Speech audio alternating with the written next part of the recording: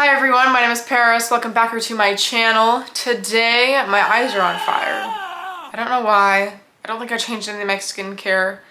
They're dry and nothing helps. Help me. Today we're doing Media of the Week. Episode 2. So last week... Hi, it's me editing, and I am taking this time to acknowledge the stain that is on my sweatshirt that I did not notice was there until I was editing this video. Yes, I am very embarrassed about it. I do believe it is a grease stain, which means that it will have ruined my sweatshirt forever. 1 like on this video equals 1 stain out of your sweatshirt. Last video, I said that I might switch up the order into which I will discuss my media of the week, and I'm not doing that. It's the exact same order. I don't really have a huge rant to get into, so get comfy, put on your pajamas, put on your hot dog costume, and relax for Media of the Week episode 2. So we're starting with music. This actually has been media collected over the past 3 or so weeks.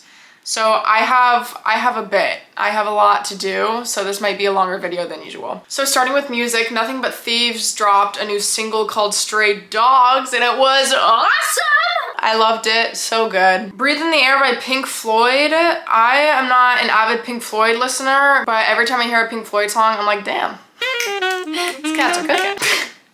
I wrote this down, but you're probably not thinking this. Maybe you are. I said, and I know what you're probably thinking right now. Yes, I did add this song to my playlist thanks to the hit movie Project Hail Mary, a big topic of this video, which is so true. I think I have Project Hail Mary mentioned 4 separate times.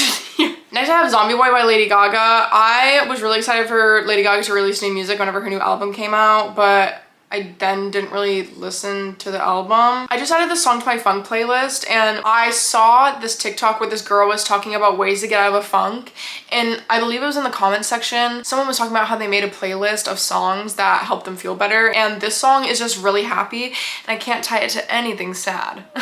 So that's going on my funk playlist whenever I'm feeling out of it. I think that's actually a really good idea, because if I'm sad or I'm just in a mood, I'll put on some good music and I'm like, wait. Life is good. And then my last song is Two of Us by the Beatles, which is also on the Project Hail Mary soundtrack. Okay, going on to TV. Still watching Shameless with my mom, which we're actually not watching anymore because she doesn't want to watch it anymore, which is valid. Okay, it is a heavy show. There's a lot of sex involved. I eat the drama of Shameless up. Okay, I love Shameless, but my mom doesn't want to watch it anymore, so I will continue to rewatch it myself. Or I won't, I don't know. I'm gonna start watching Good Omens. Anyway, I'm gonna talk about spoilers for Shameless. I don't remember what season, probably season 3. If not, I'm sorry, you might just want to skip this part. So I watched the scene where Terry finds Mickey and Ian. No! I didn't read what I was about to say before I said it. I watched the scene where Terry finds Mickey and Ian and then makes Mickey sleep with a prostitute, which is like... God, I hate that scene. I literally hate that scene so much. It's so sad. Oh my God. But it is the start of getting into the good stuff with Galovich. And I also just watched, like, since then, I watched where, I don't know what his name is, but Fiona meets the cup guy, the guy who's at the cup company, and then cheats on him with his older brother that's exactly like Steve. I'm like, dude, you got it so good with normal cup guy. And I feel like that kind of starts a little bit of the downfall of Fiona. I honestly can't really remember what happens after that, but I feel like that's when she starts really making bad decisions for herself. Well, she did sleep with a married man before that. It's also at the part where Debbie is with the 20-year-old guy, and it's like, yuck! Yuck. I get the plot is Debbie's trying to grow up too fast because that's part of her character development, but I can't. Every time they're together, I get such secondhand embarrassment. I want to like crawl out of my skin like the ladies in Coraline. What else am I watching? Project Hail Mary. I rewatched it actually, and what do I have to say? Yeah, rewatched it, and damn, that might be the best movie of all time, which I stand by. If it doesn't get any awards this season, I will be pissed. I want to see Project Hail Mary sweep. I know it's gonna be tough with the Odyssey, which I haven't seen yet. I heard it's good. I've heard stuff with the Cyclops. I don't know what that's about. I was watching it at my desk while I was working, and I was literally near tears like every 30 minutes, which I was sobbing in the theaters. I was sobbing when, spoilers, when Rocky like almost dies the first time, I kid you not, if they kept him dead, I would have had to been in a padded room. This was more recent. This was about, I guess it was a week ago today. I watched The Back Rooms and it was really good. I know that there's been a lot of mixed opinions about it, but as someone who overanalyzes movies and is also just a regular movie enjoyer, I thought it was really good. What I have written down is, I was definitely confused during some parts, but I liked being confused because I feel like that's kind of part of the whole Backrooms theme. Is just, it's confusing. I feel like the whole vibe of the movie matched perfectly with the concept of the Backrooms. I was seriously freaked out the whole time, and just sometimes the way the camera was angled and just how the scenes played out, it was so eerie. I loved it. The music for the film was perfect. I love when the music composition matches the film perfectly, like in Project Hail Mary. Specifically, when the music matched the scene really well is when Clark is trying to escape the first time through the really small door. I don't even remember exactly what it sounds like, but I just remember the feeling I had when watching it, and it was like, it was so gross and awesome. I watched The Backrooms in an older movie theater, so when I stepped out of the theater, it was like I was in my own back rooms, and it was really freaky. It smelled like old movie theater. The walls were like wet. What am I meant to say? Water stained. I did fall asleep that night watching My Little Pony because I was so scared and I thought that I was being watched, and My Little Pony protects me from all the scary shit. The supernatural in my room after I watch anything scary sees My Little Pony and they're like, we can't be here. I do have one qualm with it. I feel like it could have been longer, slash I would be interested in a sequel, which I feel like it's a good thing that I want to see more of the movie rather than less of it. So overall, I thought it was really good. There was just, I feel like it was missing something. I don't exactly know what that something is. Maybe it was just more context, but at the same time, like I don't want the context because the Backrooms. I don't know. I would love a sequel because the ending was super interesting. I'm curious to know if Mary has been in the Backrooms this whole time. Like, was anything we just watched real? Has she? I don't know. I have a lot of questions. I feel like I don't understand a lot of it, and I feel like I understand it. Girl, okay. Moving on to YouTube, I watched Distractable's Five Nights at Freddy's tier list, and most of it sucked. But I'm a lore nerd about Five Nights at Freddy's.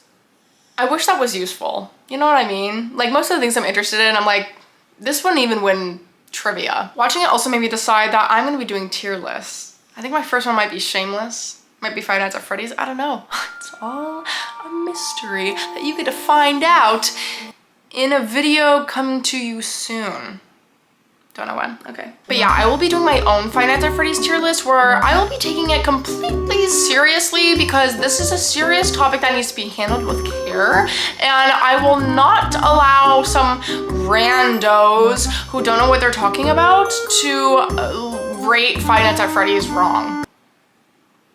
Next that I have written down, I watched Curtis Connor's review on Soldier Boy glasses. It was hilarious. I've been watching a lot of Curtis Connor lately and he's awesome. I think he's funny. I also have Curtis Connor watched the Trump movie. I also watched Take a Shot, multiple behind the scenes videos of Project Hail Mary. It's talked about in multiple videos when Ryan Gosling was acting by himself. He had the directors in his ears with like giving him prompts and stuff, and I cannot believe I did not think of that whenever I was being a stand-in for Ryan Gosling, dude. I know I'm just the stand-in, so he's like the main guy, so he's like thinking of all the smart people stuff. It's just, it sucks when someone's better at your job than you. Yeah, if you didn't know, I was Ryan Gosling stand-in for Project Hail Mary. We look the same from the back.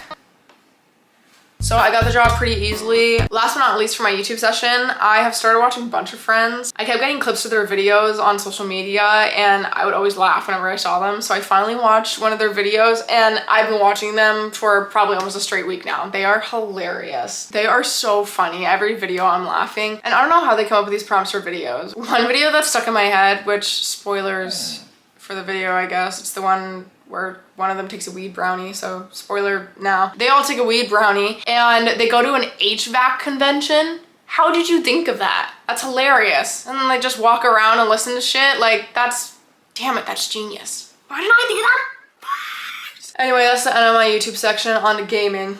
Fortnite, dude. I actually haven't played Fortnite all week, but when I wrote this down, I was grinding Fortnite like it was my 9 to 5. I did cave and buy the battle pass, but I had like Fortnite credit or something, so it was basically free. I At first I did not give a flying frick about, I'm trying not to cuss, guys. I don't know, I'm sorry. I did not care about sprites, but then I saw some girls playing on TikTok and they were collecting all the sprites. One of them had a literal map and she was crossing off each one that she got. And then there was also videos of them falling over and just making their little sounds. And I was like, oh my God, they're so cute. They're so cute.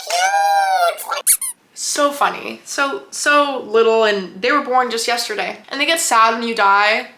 I haven't been on in a while. I need to hop on before the new season rolls in, so then I have enough V-Bucks to buy the next Battle Pass. The second game I have is Tomodachi Life. I did make Rylan Grace from Project Hail Mary. I also made Simon from Iron Lung, and it's not related. I redid my entire island. There's Star Lakes now. It looks awesome. Y'all want to be on my island so bad.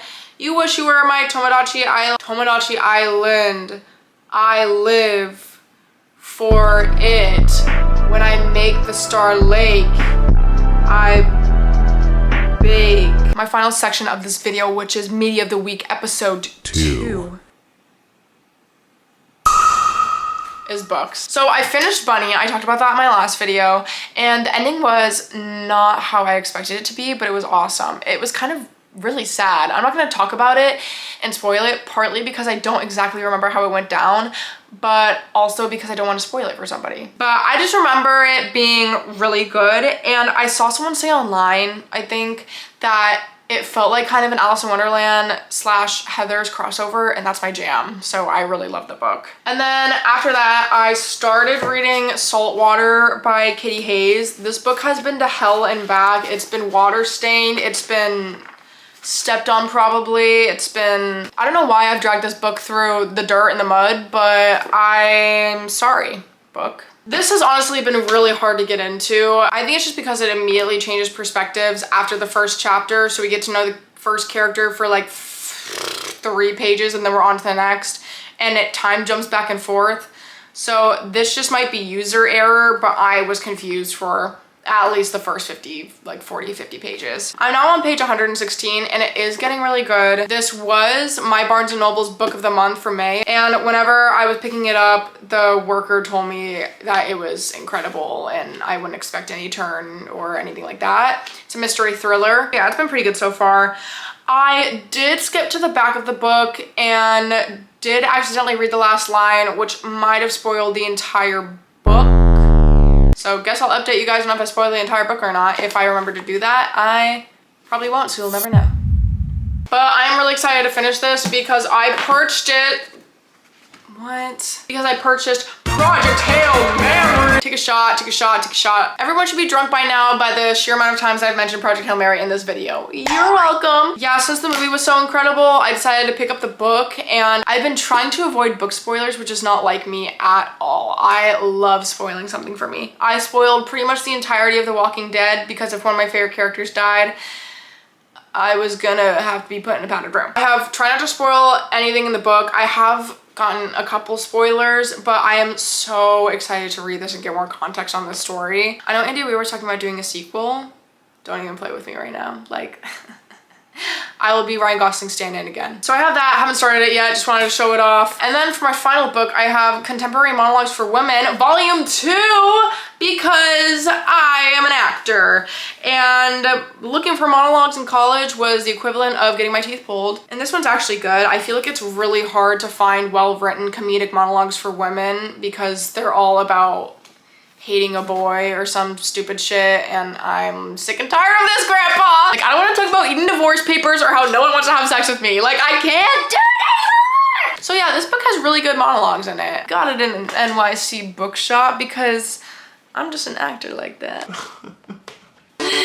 Yeah. Anyway, that's all the media that I have this week. I feel like my last Media of the Week video was perceived pretty well, so thanks for watching that. Comment any media that you feel like sharing. I will have some more media for you soon, and more videos coming for you soon, which is where I will see you in my next video. I have realized that I haven't been saying to like and comment and subscribe on my video to my channel because I feel bad and I don't want to ask you to do that, but it'd be nice. So if you want Ryan Gosling to go to space, like and comment and subscribe on this video to my channel, and I will make it happen. Okay, bye.